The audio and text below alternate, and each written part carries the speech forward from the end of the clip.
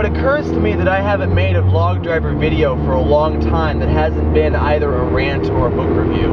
Well, all I can say is, oh well, and that trend is not going to end today, sorry. Well, as those of you vlog driver subscribers who are also subscribed to Shiny Happy Vloggy People know, Shiny Happy Vloggy People got hacked earlier this week. And usually when a channel gets hacked, it's just because the person is feeling vindictive. You know, he just wants to hack people to play a prank, or when 5 Awesome Girls got hacked, they were hacked because the guy was jealous of the number of subscribers they had. You know, stuff like that.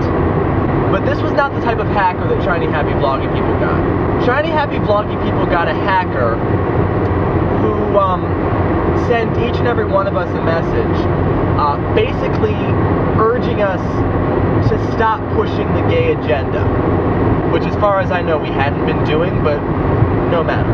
If you want to see a full reading of that particular message, then go to my most recent Shiny Happy Vloggy People video, which will be right there. We got our channel back within a day. I mean, it wasn't a big deal. It wasn't all that dramatic. I wasn't even a part of it until it was over. Yesterday I received a new comment on the Sarah Palin Rant, which I did 6 or 7 years ago.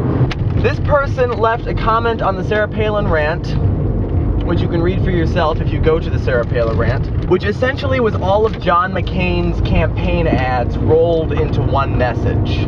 Obama's not fit to be president, he's a Muslim, he's friends with bad people, and of course at the end it brought up this whole business with the governor of Illinois being stupid.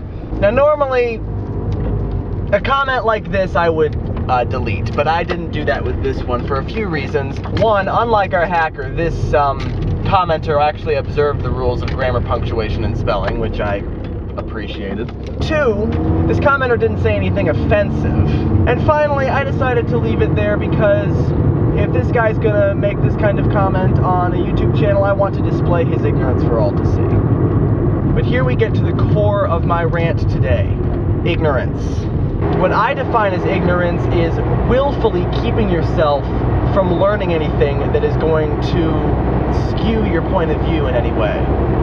It's this wonderful attitude of, I know I'm right, don't bother me with facts. It's the type of ignorance that our president has engaged in many, many times.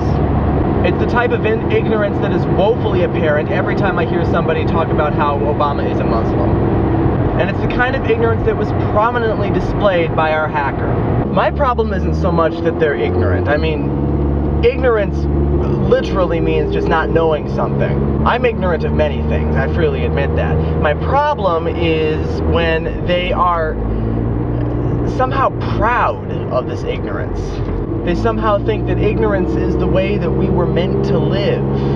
And whether or not they actually believe this is irrelevant. That's the attitude that they portray every time they willfully ignore the facts that are in front of them. And I think that's why a lot of people hate Americans and hate Christians, because the people who are speaking with the loudest voice are the people that are proclaiming the biggest ignorance. And that is one of the big reasons why I am so glad that Obama won the election and that Sarah Palin is not going anywhere near the White House anytime soon. And with that, Vlog Driver episode 48 comes to a close. See you all on the road next time.